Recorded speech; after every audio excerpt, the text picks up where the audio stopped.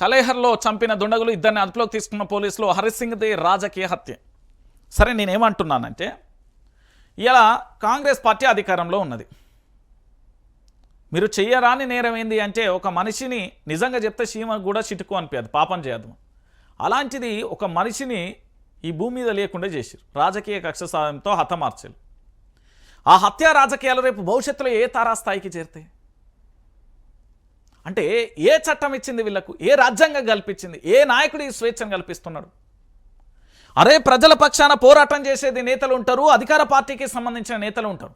మీ బలాబలగాలు ప్రజల మధ్యలో నిరూపించుకోవాలి. సంక్షేమ పథకాలతోనే అధికార పార్టీ పోవాలి, ఆ సంక్షేమ పథకాలు వైఫల్యం చెందితే దాన్ని విపక్షం పోవాలి, ఈ దృష్టిని ప్రజల్లో నిలబెట్టుకోవాలి. కానీ ఇదేం సంస్కృతే? ఎక్కడి నుంచి వచ్చింది ఇది?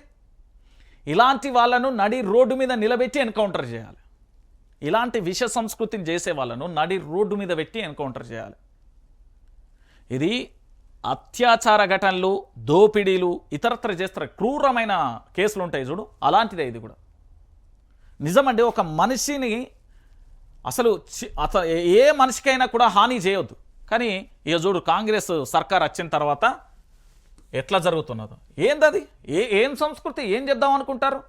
14 సంవత్సరాలు నిరంతరాయంగా పోరాటం చేసి 1200 మంది విద్యార్థుల ఆత్మ బలిదానాలతోని, 1969లో 600 మంది విద్యార్థుల బలిదానాలతోని తెలంగాణ రాష్ట్రం కోసం ఒక జనరేషన్ తన జీవితాన్ని కూడా త్యాగం చేసి 10 సంవత్సరాల పాటు పరిపాలన అందించి మళ్ళొకసారి ప్రభుత్వ మార్పుతో వచ్చిన కాంగ్రెస్ పార్టీ ప్రజలకు అందించాల్సిన సేవేంది?